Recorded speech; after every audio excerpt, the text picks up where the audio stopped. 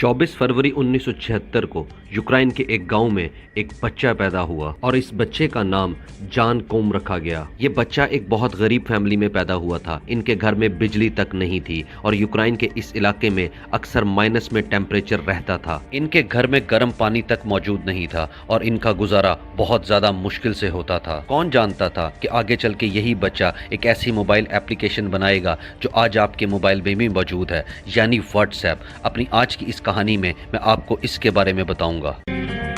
ये फैमिली 1992 में अपना सब कुछ बेचकर बड़ी मुश्किल के साथ अमेरिका पहुंच गई। जान कोम उस वक्त तकरीबन 16 साल का था और इसको कंप्यूटर्स में बहुत ज़्यादा इंटरेस्ट था, लेकिन अमेरिका पहुंचकर भी इनके हालात ठीक नहीं हो सके थे।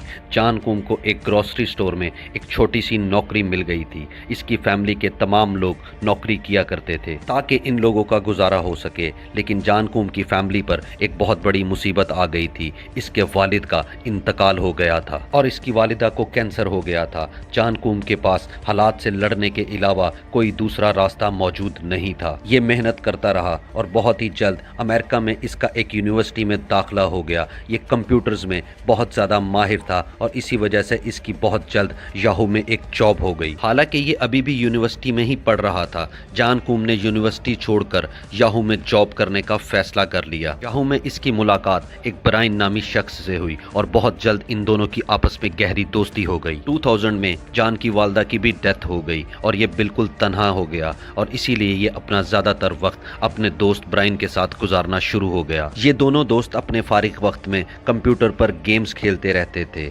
और इन दोनों ने अगले 9 साल तक याहू के लिए ही काम किया था, लेकिन फिर 2007 में इन दोनों ने याहू से जॉब छोड़ दी थी। इन दोनों ने फैसला किया कि अब 1 साल तक ये कोई काम नहीं करेंगे बल्कि पूरी दुनिया घूमेंगे और फिर अगले 1 साल तक इन्होंने कोई काम नहीं किया। उसके बाद इन दोनों ने फेसबुक में जॉब अप्लाई कर दी, लेकिन फेसबुक ने इन दोनों को जॉब नहीं दी थी। लेकिन आप इनकी किस्मत देखें, बाद में 19 अरब डॉलर में इनकी बनाई हुई मोबाइल एप्लीकेशन को फेसबुक ने ही खरीदा था। खैर, ये दोनों दोस्त उस वक्त जॉबलेस थे, लेकिन फिर एक आइडिया ने इन दोनों की किस्मत को बदल के रख दिया। हुआ कुछ यूं कि जनवरी 2009 में जान कोम ने एक मोबाइल खरीदा और ये मोबाइल था आईफोन, और आईफोन उस वक्त बहुत सारी मोबाइल एप्लीकेशंस लॉन्च करने वाला था। और फिर यहाँ से ही जान कोम के माइंड में एक आइडिया आया। इसने सोचा कि क्यों ना एक ऐसी मोबाइल एप्लीकेशन बनाई जाए जिसके जरिए लोग एक दूसरे से राब्ता कर सकें, पर एड्स भी ना चलें और ना ही इसको लॉगिन करने के लिए मुश्किलात पेश आएं,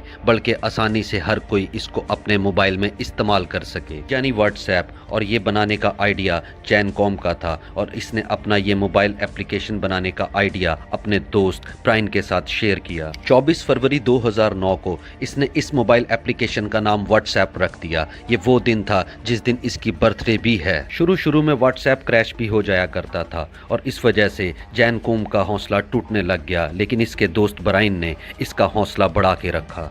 शुरू में व्हाट्सएप के 400 के करीब यूजर्स थे, लेकिन फिर 2014 में पूरी दुनिया में से तकरीबन 50 करोड़ के करीब लोग इसको इस्तेमाल करने लग गए। सबसे ज्यादा हैरत की बात यह थी कि व्हाट्सएप में कोई भी मार्केटिंग का या पीआर का बंदा मौजूद नहीं था। सिर्फ इस मोबाइल की रेपुटेशन ने इसको दुनिया के बड़े ब्रांड में से एक ब्रांड बना दिया। जैसा कि मैंने आपको पहले बताया कि आप इन लोगों की किस्मत चेक करें। दुनिया की मशहूर कंपनी फेसबुक ने, जिसने इन दोनों दोस्तों को जॉब देने से इनकार कर दिया था, बाद में उसी के मालिक ने इन दोनों से राब्ता किया और इनको व्हाट्सएप खरीदने की पेशकश की और फिर इन दोनों दोस्तों ने व्हाट्सएप को 19 अरब डॉलर्स में फेसबुक को बेच दिया और आज दुनिया भर में व्हाट्सएप के तकरीबन 1.5 अरब के करीब यूजर्स मौजूद हैं और आज यूक्रेन का एक गरीब बच्चा दुनिया के अमीर तरीन लोगों में से एक है।